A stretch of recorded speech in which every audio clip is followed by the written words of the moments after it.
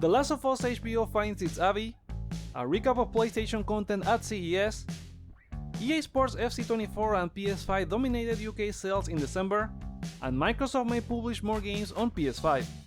All that and more in today's PlayStation news. Let's get to them. HBO's The Last of Us series has cast Kaitlyn Dever as Abby, joining Bella Ramsey's Ellie and Pedro Pascal's Joel for Season 2. Dever, known for her roles in Booksmart and No One Will Save You, will portray Abby, described as a skilled soldier whose black and white view of the world is challenged as she seeks vengeance for those who love. She's also not a stranger to PlayStation as she did voice and motion capture for Cassie in Uncharted 4. The series creators Craig Mazin and Neil Druckmann praised Dever's talent and expressed excitement about having her join the cast for the upcoming season. Season 2 of The Last of Us will start filming in Vancouver next month, and production has also explored some additional ideas, with Nick Offerman recently saying a spin-off for Bill and Frank was pitched. What do you think of the casting choice for the show? Will she be a good Abby? Let us know in the comments. Moving on, Stephanie Tyler Jones, the model for Mary Jane in Insomniac Spider-Man games, expressed discomfort after fans crossed boundaries. In an Instagram story, she says she appreciated the positive response to her portrayal and revealed how some users harassed her over the weekend, including a fan leaving multiple voicemails at her workplace seeking a conversation. Jones considered the behavior unacceptable, stating she felt unsafe and uncomfortable, and asked for people to respect her as a human being trying to make a living just like many. Needless to say, this is very disappointing and disgusting behavior by some actors in the gaming community. Regardless of how you feel about an actor's performance in a game, their personal lives should be respected. What do you think about this development on MJ's actress in Spider-Man 2? Voice your opinion in the comments. Let's move to the CES recap, as Sony was in Las Vegas to reveal not much actually. As it's usual, they focus on an overview of the whole company. Earlier in the day, Horizon Forbidden West appeared at the NVIDIA showcase. The complete edition will launch early this year with DLSS 3 for an AI performance boost, DLAA for enhanced image quality, and Reflex for low latency. Then at the Sony event they talked about Torchlight, a new software that uses Unreal Engine to help film creators on movie production. Here they showed a snippet of the upcoming movie based on the PS Vita title Gravity Rush, and the fact they haven't forgotten about Patapon, but didn't confirm a TV or movie adaptation of that game. Regarding PlayStation production, Sony Pictures recapped their previous work, including movie adaptations for Uncharted and Gran Turismo, the tremendous success of The Last of Us, which got 8 Emmy Awards over the weekend, and Twisted Metal becoming one of the top 5 original series launched on Peacock last year, with a second season in the works. Upcoming TV shows include a God of War and Horizon TV series in team up with Amazon Prime and Netflix respectively. Besides that, the Legend of Zelda movie was name dropped in the event, something that is still surprising considering the history between Sony and Nintendo. The adaptation of Nintendo's game franchise, The Legend of Zelda. This live-action film will deliver an amazing tale of adventure and discovery.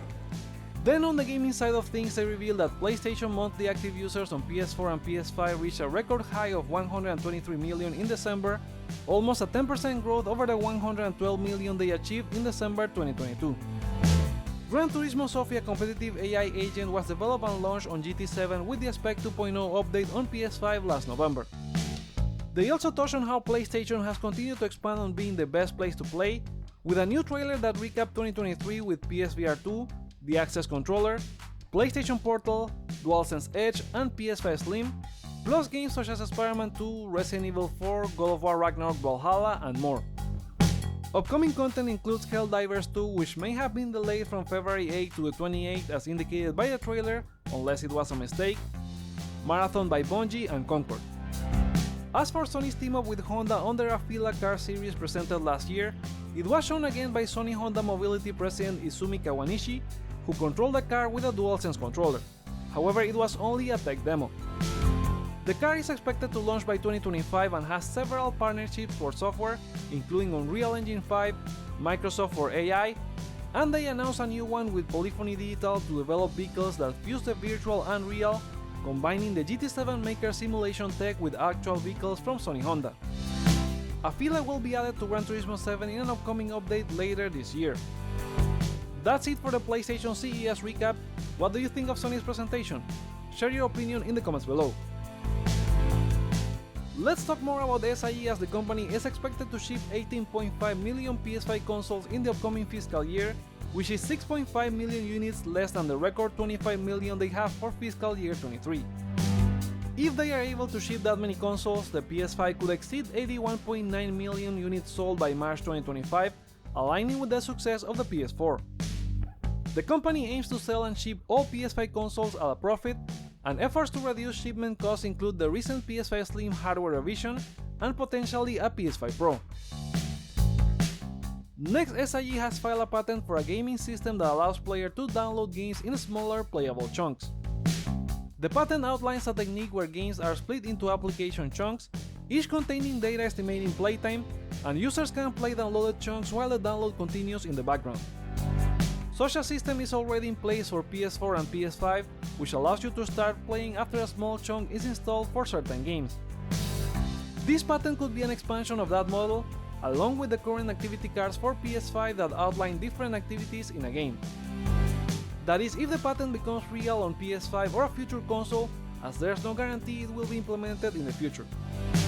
Do you think Sony will expand on the current download and play system? Drop your predictions in the comments.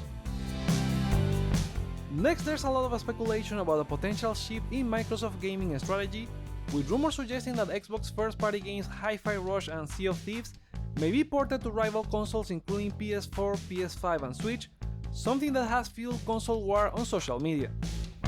Hi-Fi Rush was mentioned initially by YouTuber Nate the Hate, who said it was coming to Switch, then trusted Resetera user Loli Lolailo said it was coming to PS5 and not Switch.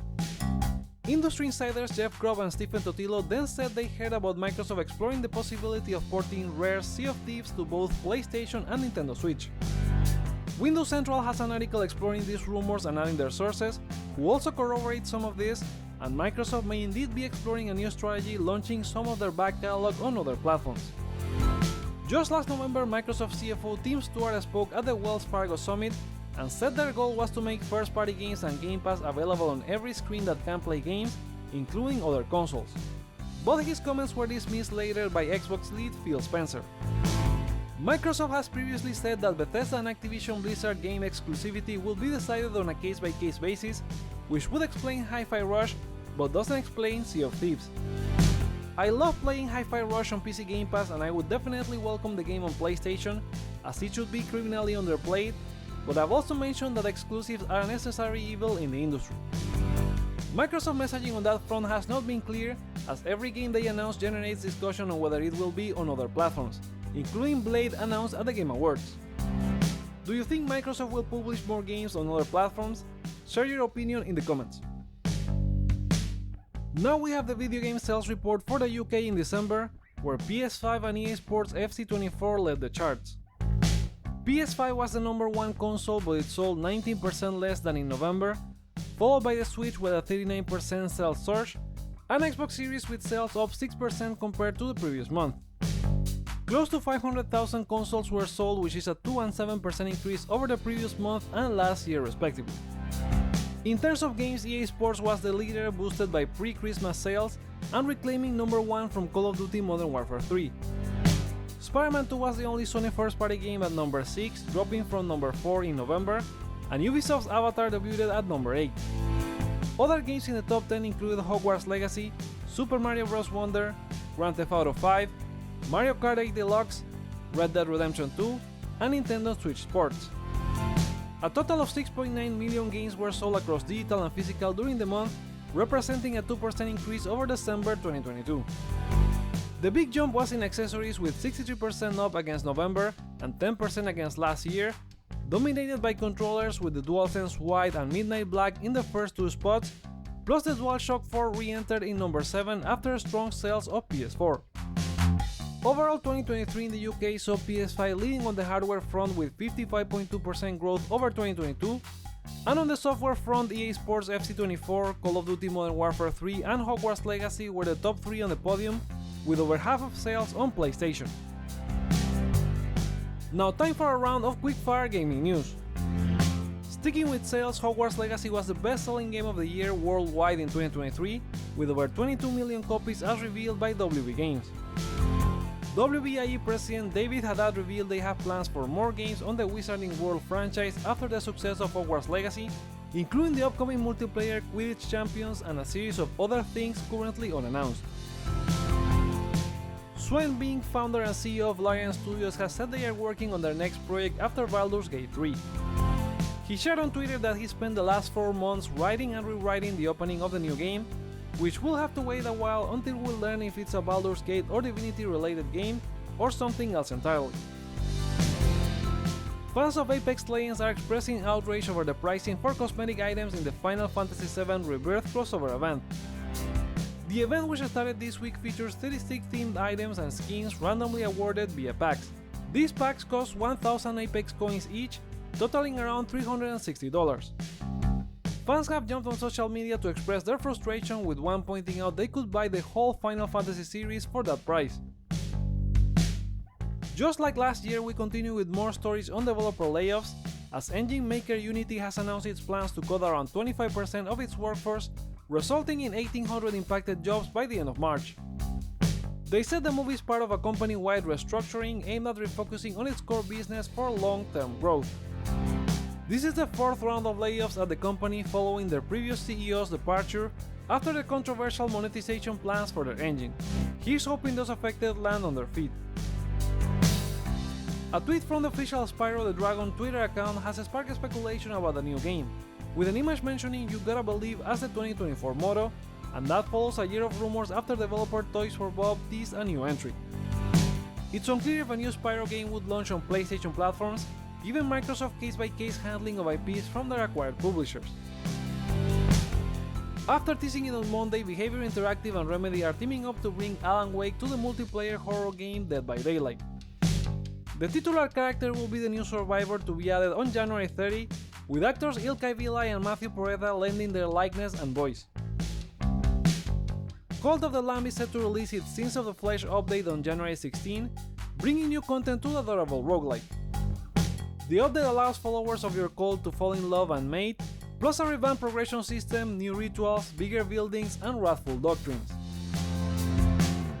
The mind-bending interactive film trilogy Immortality is set to surprise release on PS5 this January 23rd, priced at $20. Developed by Half Mermaid and creator Sam Barlow, the mystery game tasks players with unraveling Marisa Marcel's story through film footage, offering a unique mental Metroidvania experience. The game was already on Xbox, PC, and mobile, so this new PS5 version will include all 3 of Marisa Marcel's lost movies with haptic feedback and speaker features. And those are the PlayStation stories for today. Come back on Friday for a new video, but remember to share your thoughts on any of these news in the comments below, like or dislike to let me know your feedback, check out other videos you may enjoy while you're here, such as new rumors on a Metal Gear Solid remake, and consider subscribing for more on PlayStation. Thank you so much for watching, my name is Joseph, this is Hype for Games, and let's get hype!